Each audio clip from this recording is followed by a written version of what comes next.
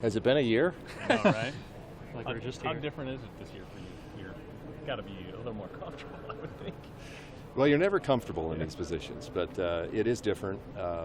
It's been good, getting to know a lot of the other ADs and presidents and conference staff. So I think you get into a little bit more of a groove and understand what to expect. But the challenge is the amount of change and the amount of transition in intercollegiate athletics is a time where there's not a lot of comfort and not a lot of time to sit still. So we had a great day-long meeting with all the ADs and Commissioner Warren yesterday, and just trying to sort through, some of the things that face all of us. And don't have all the answers, certainly, but I think we've defined all the challenges, which is really important, and just trying to do the right thing for Nebraska and also for the Big Ten Conference. How can the UCLA move? How can that help Nebraska? Well, first of all, I think it was incredibly strategic. I think it was really bold. And I think in a time of change, having leadership that's willing to be bold is really important. So I really saluted the other ADs, the presidents and chancellors, but also Commissioner Warren. I think it's wonderful. I mean, you're talking about two amazing brands that, the Big Ten's very proud. We've got a lot of great institutions with strong brands, and certainly these two bring a lot. I know I mentioned this previously, but I had a tremendous experience getting to play at UCLA. Now we happened to win the game, but we didn't win by much. But getting a chance to play out in California was a special experience. So we got a lot to work through. I know there's some easy things to point to as challenges in terms of integrating them into the conference, but as Kevin always says, it's 24, so we've got some time. But I think they're going to be great additions to the Big Ten. How much better do you feel like you know Coach Frost now as opposed to last year, and what's been the most revealing about how he goes about his business and his job? Well, it's like anything else, whether it's your marriage or just friendship, right? It takes time to get to know somebody. We all have our strengths and weaknesses, and I talked, I think, when I first, back in July a year ago, we talked about trust, and trust goes both ways. Coaches have to earn the trust of administrators, administrators have to earn the trust of the coaches. So I think just being transparent, sharing information with Scott, working through, getting his perspective, and slowly I think it kind of naturally, organically evolves into some trust where he can bring some things to me, I can bring things to him, and we can work through them together. So I'm really, really pleased with where the relationship is right now. I'm pleased with where football is. We haven't won any games, but I'm pleased with how bold and strategic that Scott and the staff have been in trying to make the changes necessary to affect the change needed to win games in a very difficult conference. And by the way, as you just mentioned, Andy, it's not going to get any easier. We're bringing in a really challenging brand. So our job is to figure it out. And we're going to have a much better chance of figuring out if we're doing it together rather than doing it in silos. What do you want to see this season out of the team? I know it's not specific wins, but what do you want to see on the field? Well, I think we want to see what everybody wants to see, right? A well-coached football team that doesn't quit, that's physical, and in key moments makes the necessary plays to get us over the hump. We talked about this last year. This is going forward. This is never going to be a deal where most every single team is going to have some pretty equal talent. There might be some that have a little bit more, but you're talking about the very granular details of how we operate, and that's going to be critically important. And so what I've been pleased about is Scott's willingness, and he's done this on his own, to dive into those details, to find solutions, to try to correct those, because they're absolutely going to be necessary. I know some of you have written about and talked about one-score games, and how do we, it's 100% true. It is what it is. Every time we walk out on the field, it's not going to be a situation where we have significantly more talent, and if we just don't turn the ball over, we're probably going to win the game. It's kind of how it used to be. It's not that way now, and now we've got to find a new strategy. So, I think those are the types of things that you want to see: the cohesion of the staff, a team that plays together and plays hard, and everything I've seen, I think we're heading towards that. You have said you don't want to attach a win total that would represent progress. Why is that?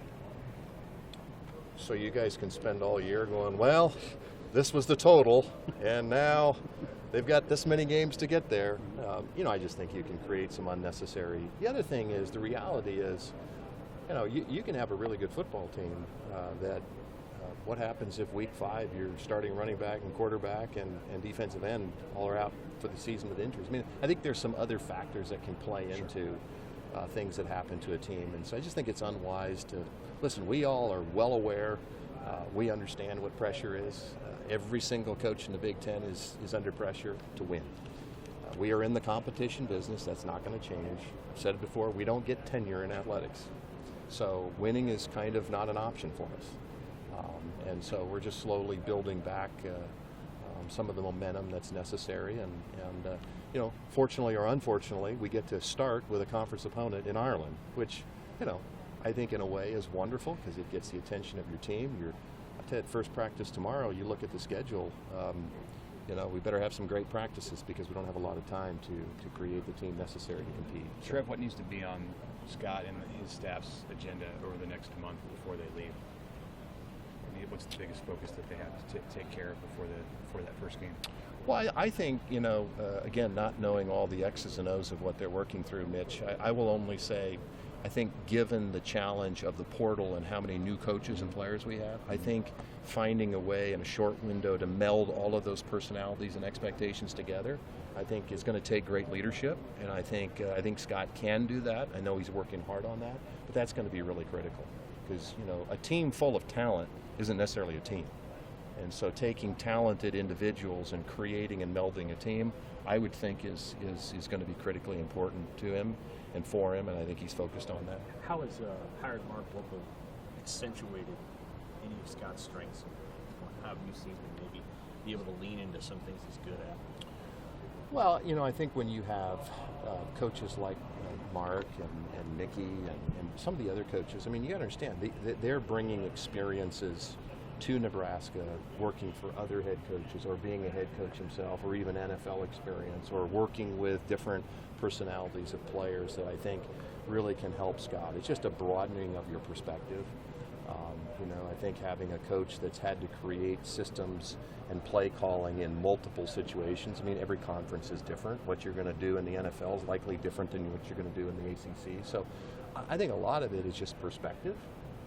And, you know, when you sit around a table with different experiences, different perspectives, and different abilities, it has, you know, it's just going to impact you, I think, in a positive way, as long as you're receptive to it. And I think Scott has certainly been receptive to it. Are there strengths and weaknesses to a team wanting to play for a coach? Maybe you can draw on your own experiences here. Players talk pretty openly about wanting to help Scott win, not only for themselves but for him. Are there strengths or weaknesses to pinning some of that on wanting to win for a coach? Well, I wanted to win for Coach Osborne, I can tell you that.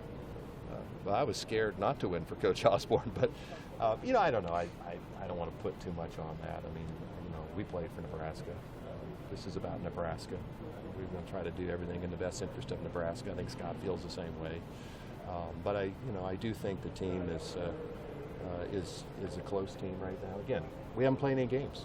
Everybody feels pretty good right now. Everybody's undefeated.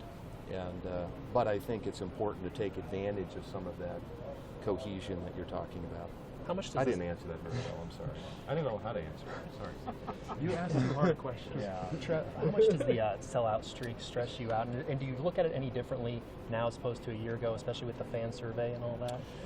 It doesn't stress me out because I will tell you, as I mentioned before, sitting in the meetings, you know, yesterday with the ADs, I mean, every one of the ADs talks about our fan base and how incredible our fans are and that experience when we go to Memorial Stadium. So it's really important to us. It's important to me. It's more reflective of the fans. And so we've got some work to do there. If we haven't done it already, I think we're going to be releasing some additional information about additional mini ticket packages where our team's doing everything they can.